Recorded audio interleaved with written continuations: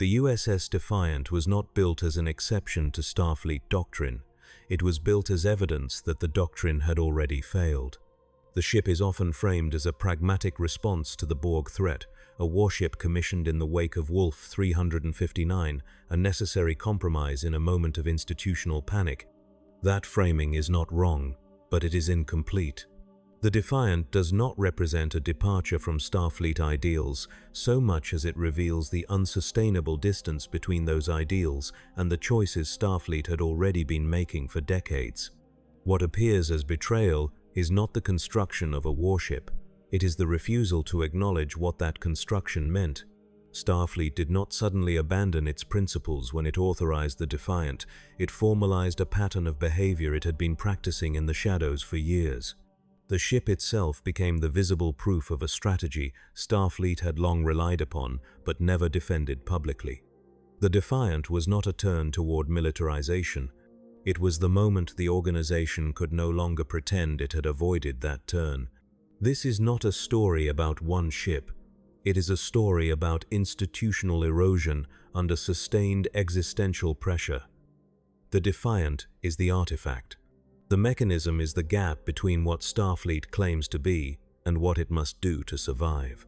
That gap did not open suddenly. It widened slowly, over decades, through compromises that were never named as such, through exceptions that were never integrated into doctrine, through survival strategies that were never reconciled with the organization's stated mission. By the time the Defiant launched, the gap had become unbridgeable. The thesis is simple. Starfleet designed, deployed, and depended on the Defiant while simultaneously disavowing the strategic logic that made it necessary. That disavowal was not hypocrisy, it was structural. The organization had no framework to absorb what the ship represented without unraveling the ideological foundation that justified its existence. The Defiant was not betrayed by Starfleet. Starfleet ideals were betrayed by the conditions that made the Defiant inevitable. The ship forced a reckoning Starfleet never completed. Starfleet's institutional identity rests on a specific optimization. The organization is not a military, even though it performs military functions. It is an exploratory and diplomatic service that maintains the capacity for defense. That distinction is not semantic. It defines resource allocation, training priorities, command culture, and ship design philosophy. Starfleet vessels are built to operate independently for extended periods, to make first contact, to negotiate treaties, to conduct scientific research, and to render aid. Combat capability is present, but it is embedded within a multi-mission framework. The ideal Starfleet ship is not the one that wins the most battles. It is the one that avoids them while still achieving strategic objectives. This optimization produces real advantages. Starfleet crews are trained to think creatively, to prioritize communication, to de-escalate conflicts, and to operate across a wide range of mission profiles. The organization attracts personnel who value exploration over conquest, who see strength in restraint, and who believe that showing up armed to the teeth closes doors that might otherwise open. The ideological commitment to peaceful exploration is not a marketing slogan. It is a structural feature that shapes institutional behavior at every level. But that optimization also produces constraints. A ship designed to do many things will never do any one thing, as well as a ship designed for a single purpose. Starfleet vessels carry scientific labs, diplomatic facilities, families, and redundant life support systems. They are slower to build, more expensive to maintain, and harder to replace than dedicated warships. In a prolonged conflict against an opponent optimized for war, Starfleet's multi-mission philosophy becomes a liability. The organization cannot match the production speed, tactical focus, or expendability of a peer military power without abandoning the very features that define it. This is the trap. Starfleet cannot become a military without ceasing to be Starfleet, but it cannot survive a peer conflict without adopting military logic. The Borg encounter at Wolf 359 did not create this trap. It made the trap visible: 39 ships destroyed, 11,000 casualties, 1 cube. The fleet that responded was composed of vessels designed to explore, to transport, to patrol, to show the flag. They were not designed to fight an opponent that ignored diplomacy, that could not be reasoned with, that adapted to every tactic in real time, and that treated destruction as a resource allocation problem. The battle was not close. The Federation lost overwhelmingly, and the Borg cube continued toward Earth, unimpeded. Starfleet's response was predictable. The organization began designing a ship optimized for combat. The Defiant class was authorized as a rapid response anti-Borg platform. It was small, fast, and heavily armed. It carried no scientific facilities, no diplomatic suites, no families. It was built to fight, and nothing else. The design philosophy was pure military logic: concentrate firepower, minimize profile, maximize maneuverability. The ship existed to destroy targets that could not be negotiated with. The project was classified. Development took place at the Antares fleet yards, away from core Federation space. The first prototype was launched and almost immediately mothballed. The official record states that the ship was overpowered, that its systems were unstable, that it nearly tore itself apart during shakedown trials. The Defiant sat in storage for years, incomplete and unwanted, a failed experiment in a doctrine Starfleet had decided not to pursue. That narrative is accurate, but it omits the real reason the ship was shelved. The Defiant worked. It was an effective weapons platform. The problem was not technical. The problem was that Starfleet had no institutional framework for deploying a pure warship in peacetime. The ship represented a strategic posture the organization could not publicly adopt without undermining its foundational identity. Building the Defiant in crisis was defensible. Keeping it active after the immediate threat passed was not. So the ship was stored, not scrapped, stored, ready for retrieval the moment it was needed again. That decision reveals the mechanism. Starfleet did not reject the Defiant because it failed. Starfleet rejected it because it succeeded in a way that exposed the contradictions at the heart of the organization's self-image. The ship was too effective to discard and too ideologically incompatible to deploy. The solution was to keep it in reserve, available for use but invisible to the public record, a strategic asset that existed in the gap between doctrine and necessity. This is not the first time Starfleet used that gap. Section 31 operates in the same space. The organization is not officially part of Starfleet, but it draws resources, intelligence, and personnel from within the service. It conducts operations that violate Federation law, that employ tactics Starfleet publicly condemns, and that pursue objectives the Federation benefits from but cannot acknowledge. Section 31 exists because Starfleet requires outcomes it cannot morally justify through official channels. The organization does not control Section 31, but it tolerates its existence because the alternative is either achieving those outcomes openly or accepting strategic defeat. The Pegasus incident follows the same pattern. The USS Pegasus was conducting illegal phasing cloak experiments in direct violation of the Treaty of Algeron. The project was classified. When the ship was destroyed, the cover story attributed the loss to a warp core breach. The survivors were scattered across the fleet and ordered not to discuss what happened. The operation was disavowed, but the research continued. Starfleet could not publicly pursue cloaking technology without breaking a treaty that stabilized the Romulan neutral zone, but it could not afford to ignore the strategic advantage cloaking represented. The pattern is consistent. Starfleet pursues strategic capabilities it cannot publicly defend. It does so through compartmentalization, through deniability, through classification, and through institutional structures that operate in the margins.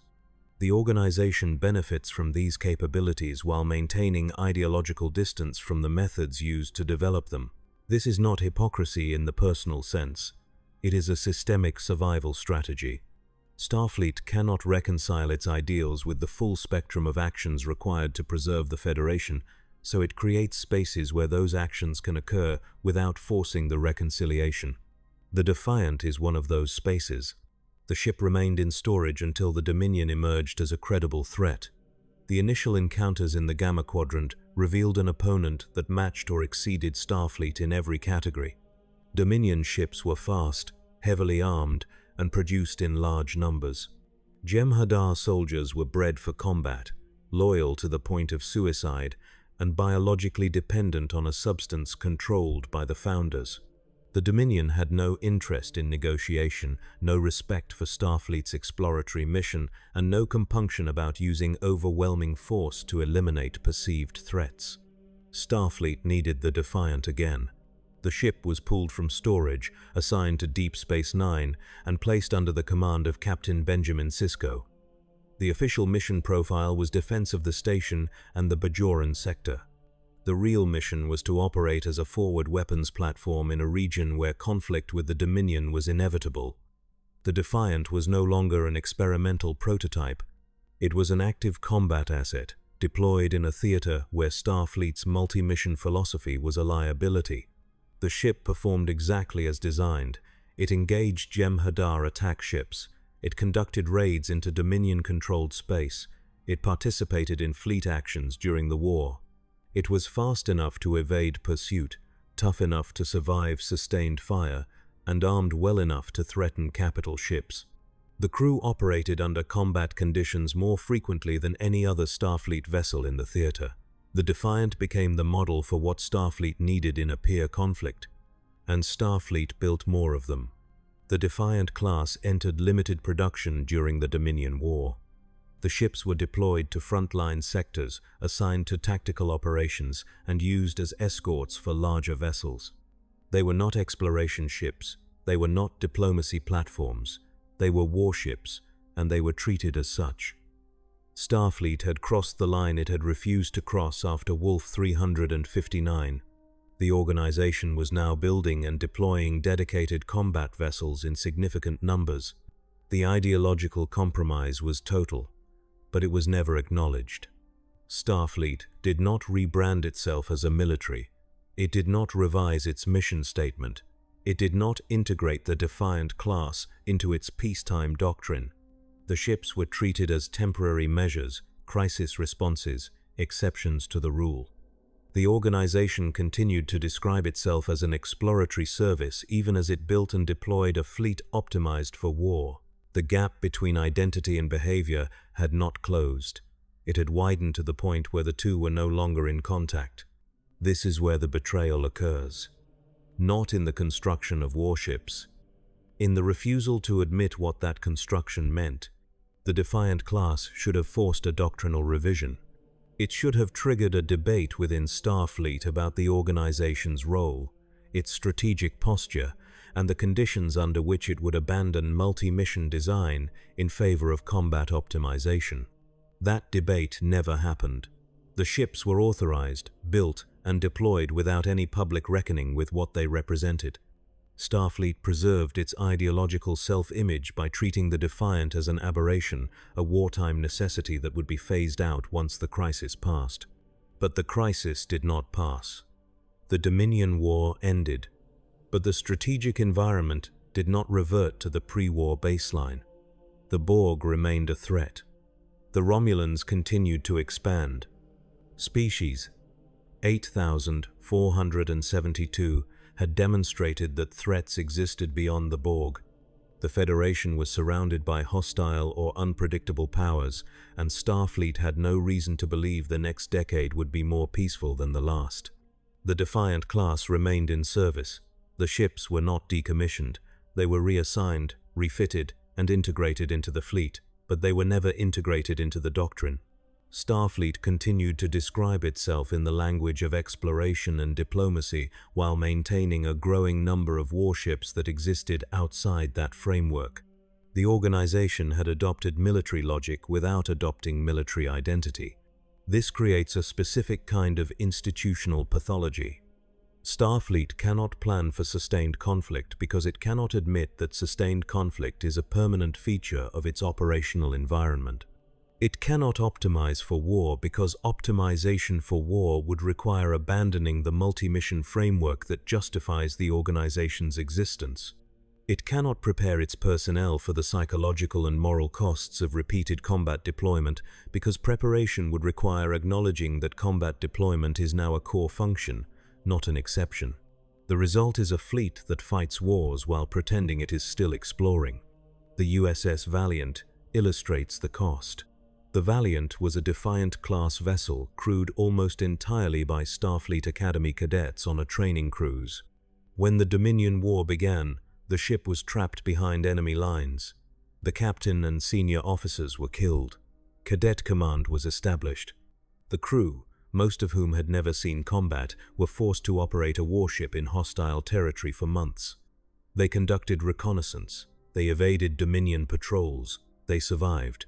And then they decided to attack a Dominion battleship. The decision was not irrational. The crew had intelligence suggesting a design flaw in the battleship's primary systems. They believed they could exploit that flaw and destroy a strategically significant target. The attack failed. The Valiant was destroyed. Most of the crew died. The survivors were rescued by the USS Defiant, which arrived too late to prevent the engagement. The Valiant's crew made a military decision. They assessed the intelligence, calculated the risk, and committed to an offensive operation with strategic implications. That is what military officers do. But these were not military officers. They were cadets, trained in Starfleet's multi-mission framework, with no institutional support, no oversight, and no doctrinal guidance for operating a warship in a combat zone. They had been given a tool designed for war and a training regimen designed for exploration. The contradiction killed them. Starfleet did not prepare its personnel for the Defiant. The organization built a warship and crewed it with officers trained to avoid war. The assumption was that Starfleet's core values would transfer seamlessly to a combat-optimized platform. They did not. The skills required to operate a warship under sustained combat conditions are not the same as the skills required to operate a starship on a 5-year exploratory mission. Combat command prioritizes speed, aggression, and decisiveness. Exploratory command prioritizes caution, communication, and adaptability. The two frameworks are not compatible. The Defiant's crew adapted because they were led by officers with combat experience, because they operated in a theater where the rules were clear, and because they had institutional support from Deep Space Nine. The Valiant's crew did not have those advantages. They were isolated, inexperienced, and operating under the belief that their training had prepared them for the situation they were in. It had not. Starfleet's refusal to acknowledge the difference between warship operations and exploratory operations created the conditions for the Valiant's destruction. The organization built the ship. It deployed similar ships across the fleet, but it never revised its training, its command culture, or its institutional identity to reflect what those ships required. The betrayal is not that Starfleet built warships. The betrayal is that it built them without preparing its people for what that meant. The pattern extends beyond personnel. The Defiant class introduced tactical systems that had no place in Starfleet's peacetime operational framework. The ships carried pulse phaser cannons, quantum torpedoes, and ablative armor. These are not defensive systems. They are offensive systems, designed to maximize damage output and survivability in direct combat. The ships were equipped with cloaking devices provided by the Romulans under a treaty that restricted their use to operations in the Gamma Quadrant. Starfleet accepted the cloaking device.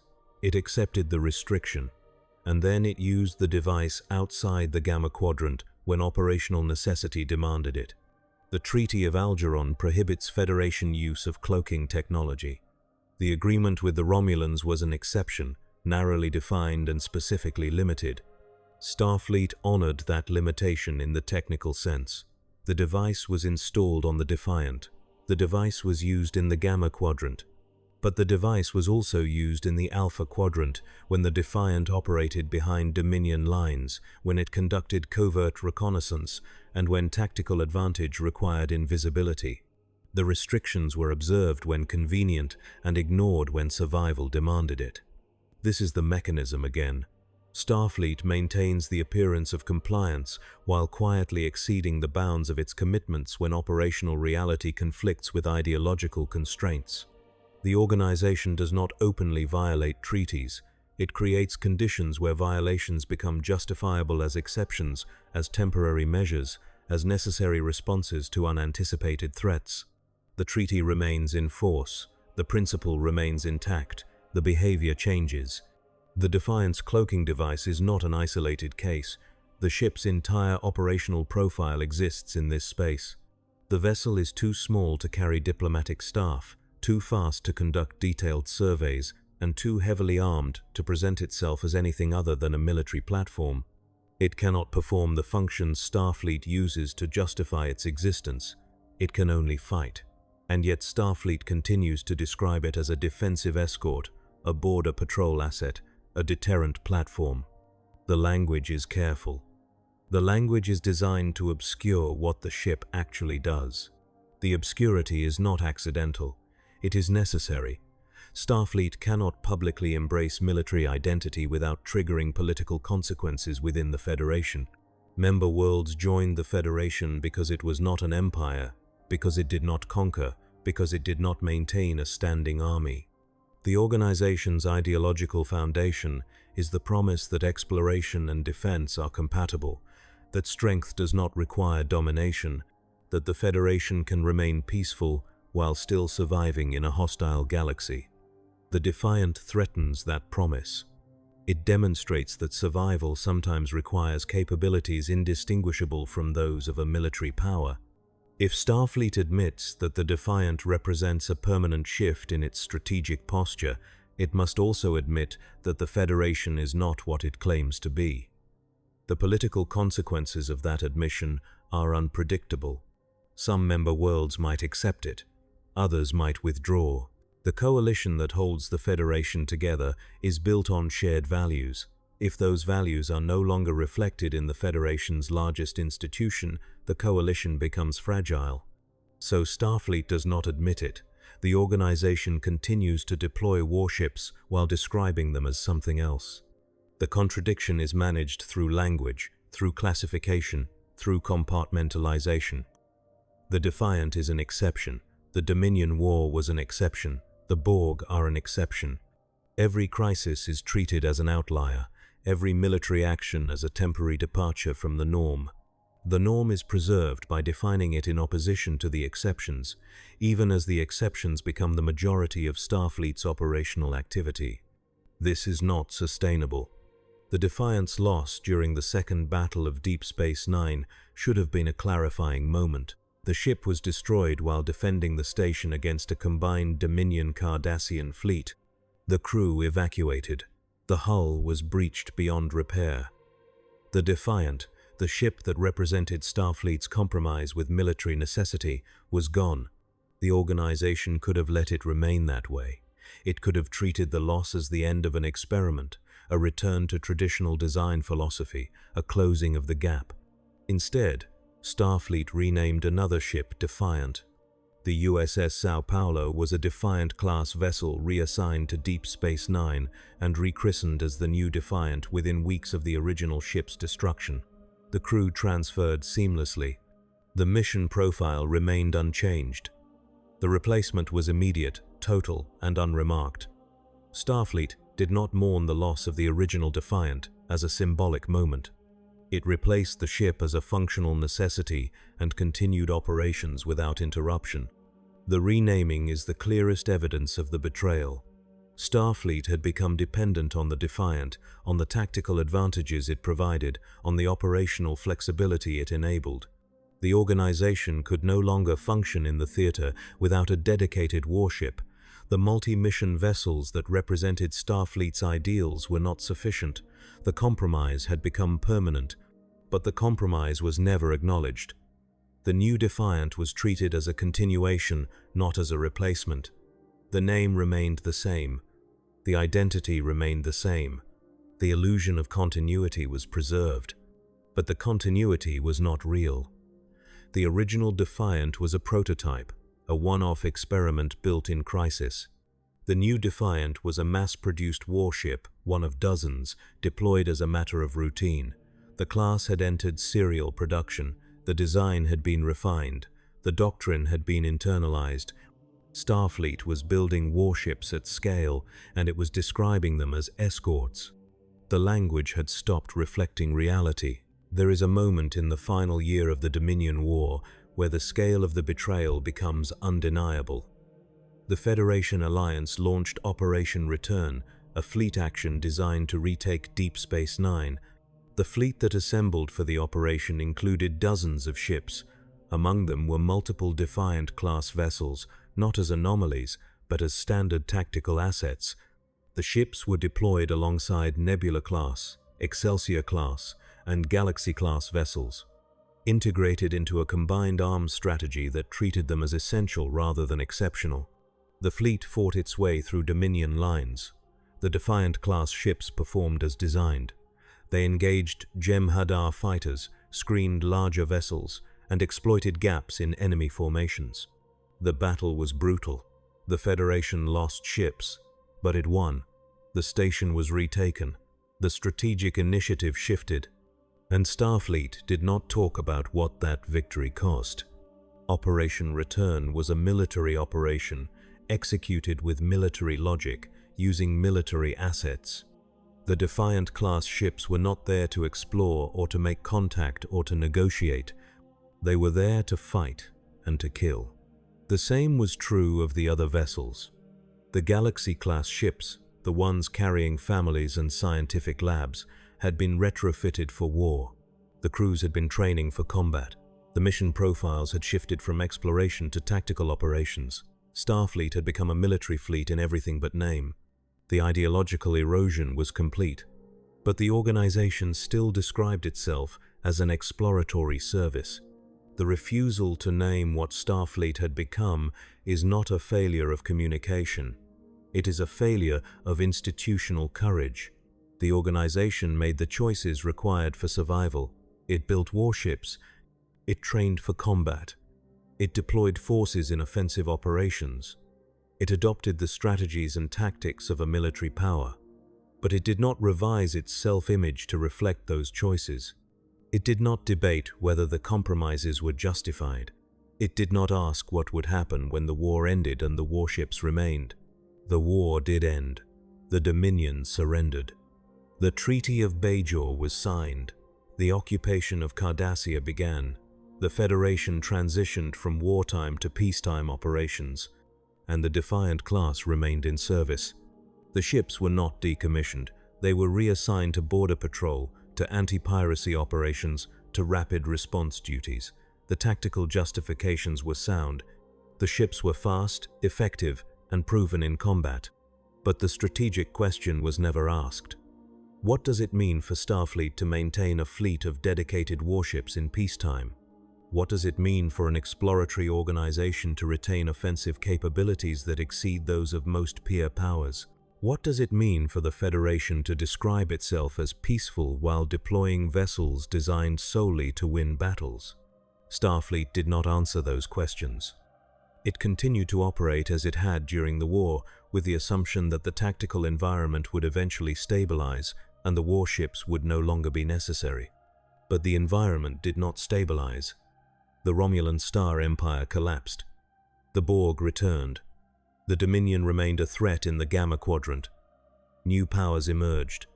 The Federation faced a strategic landscape where conflict was not an exception but a constant, and the Defiant class became permanent. This is the final betrayal. Starfleet built a warship as a temporary measure. It deployed that warship as a crisis response. It maintained that warship as a strategic necessity, and then it normalized that warship without ever reconciling what it represented. The organization preserved its ideological identity by treating the contradiction as invisible, by assuming that the values could remain intact even as the behavior diverged completely from those values. The assumption was wrong. The Defiant did not betray Starfleet.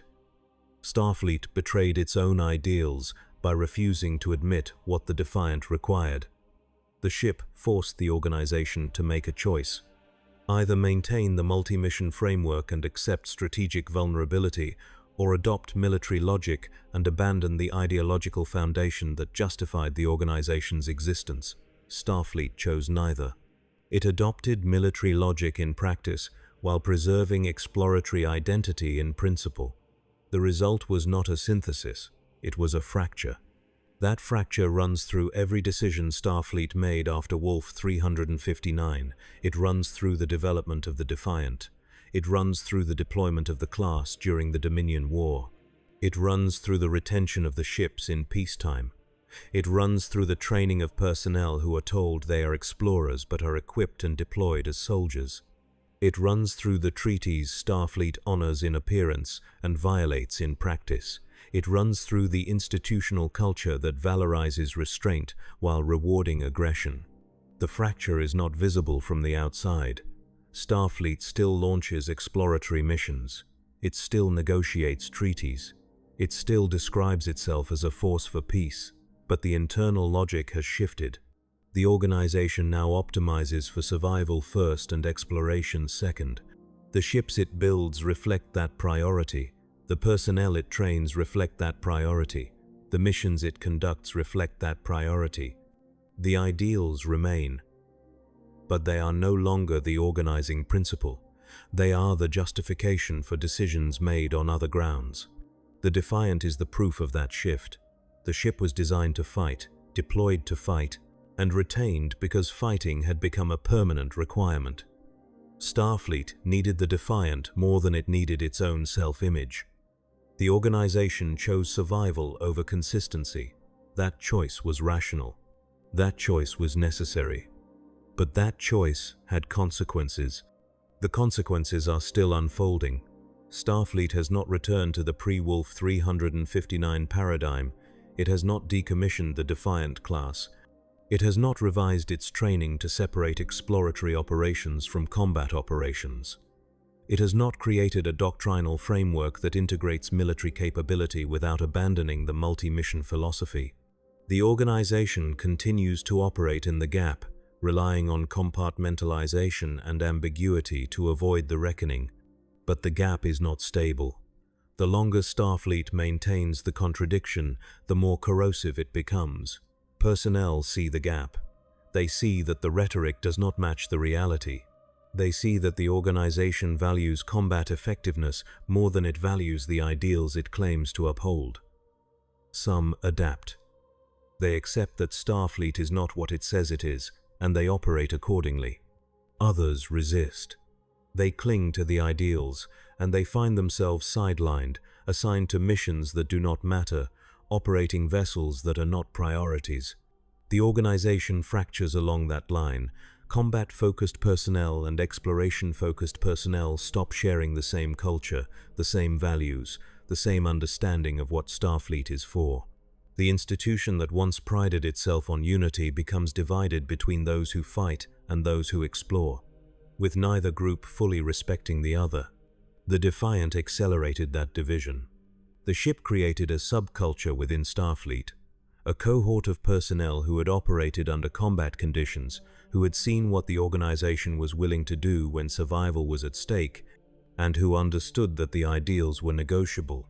That cohort did not abandon the ideals entirely, but they stopped believing that the ideals were sacred. They had seen Starfleet compromise. They had seen the organization build warships, deploy cloaking devices, conduct offensive operations, and win battles through tactics that would have been unthinkable before Wolf 359.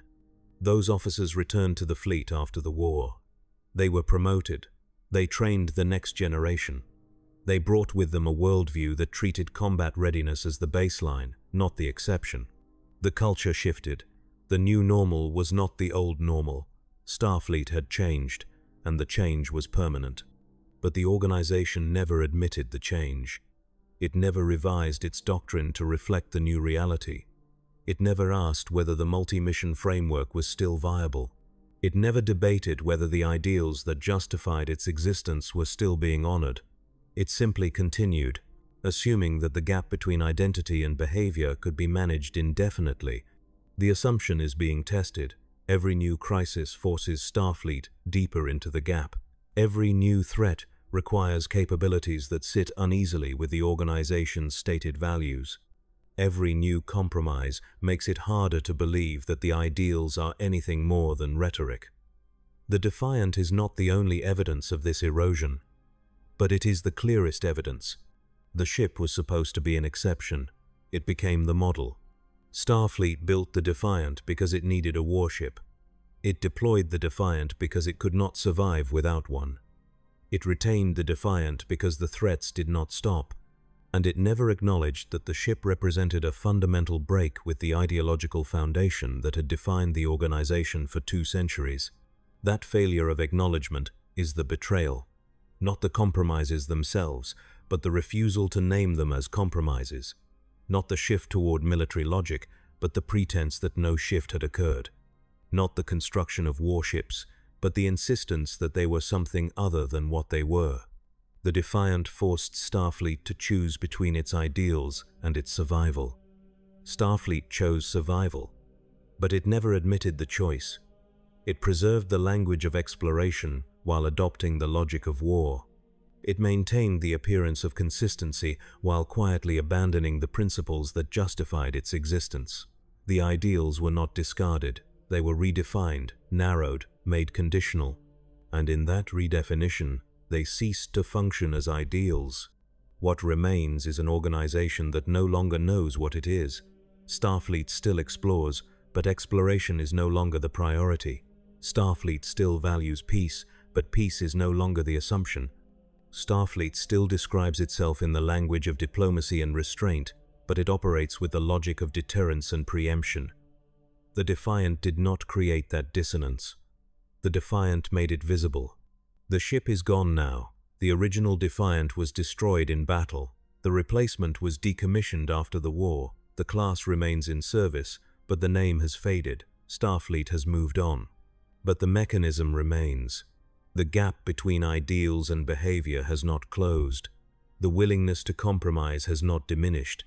The refusal to reconcile those compromises with the organization's stated values has not changed.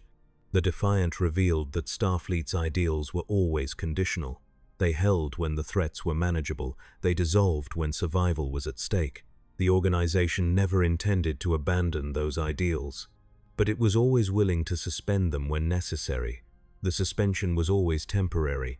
The necessity was always exceptional. The return to principle was always promised. But the promises were never kept. The exceptions became the rule. The temporary became permanent. The compromises compounded. And Starfleet, the organization that prided itself on holding to its values even in crisis, discovered that its values were not as durable as it had believed.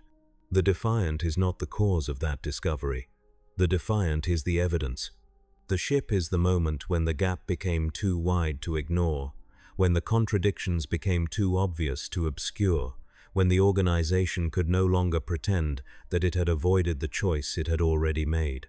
Starfleet betrayed its ideals the moment it decided that survival required compromises those ideals could not accommodate.